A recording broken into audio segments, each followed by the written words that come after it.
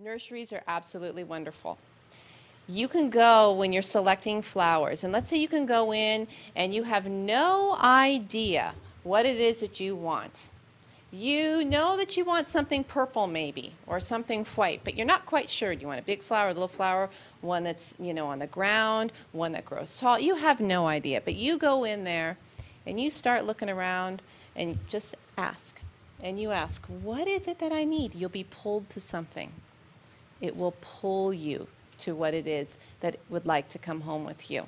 And when you start exercising that brain and becoming more in tune to things, then you will start to see them. With wildlife, animals, cats, birds, it's a completely different understanding. They love them. I mean, a dog can go out there, rip up the lawn, do their thing, and the elementals will poke them and go,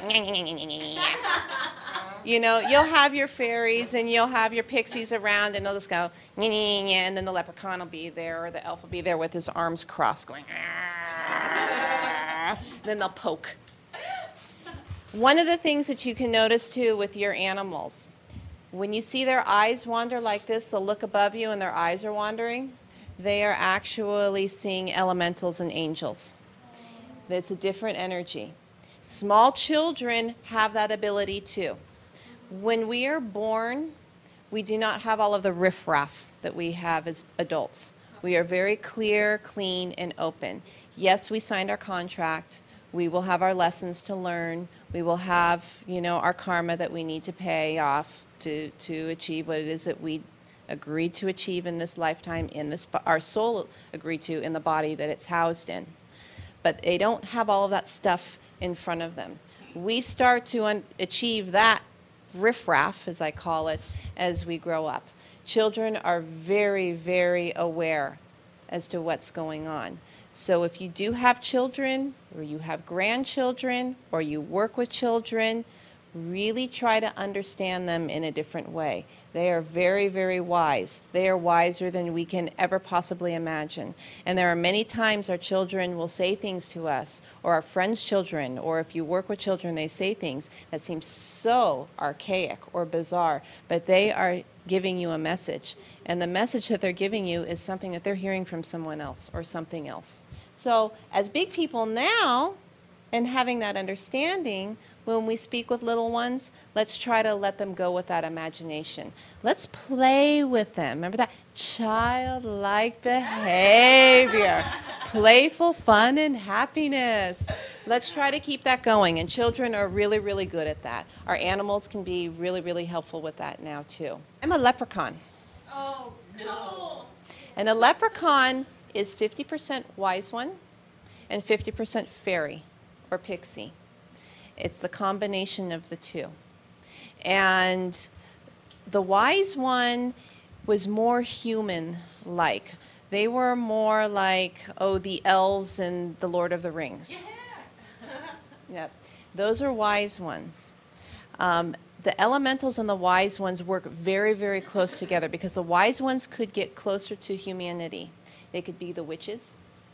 They could be the genies. They could become the medicine people. They became close. They were as close to humanity as they could, as humans would receive or they could get. The elementals are a little bit further energetically away from that.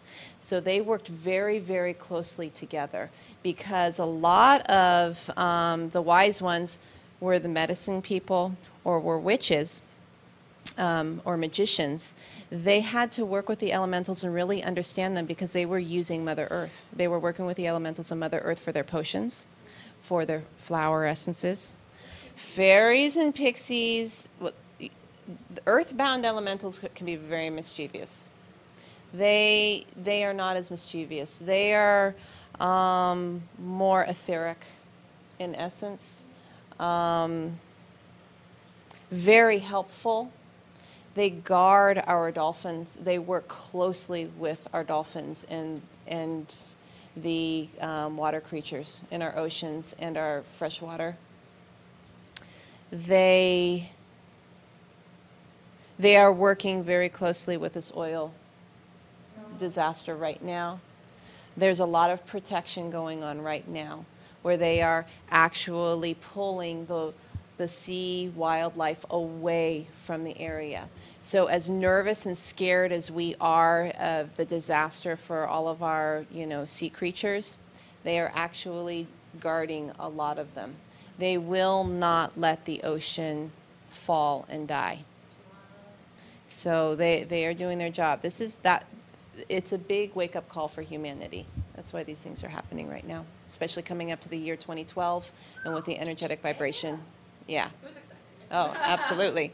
Yeah, we better start vibrating real high because Mother Earth is shaking us up there. Yeah.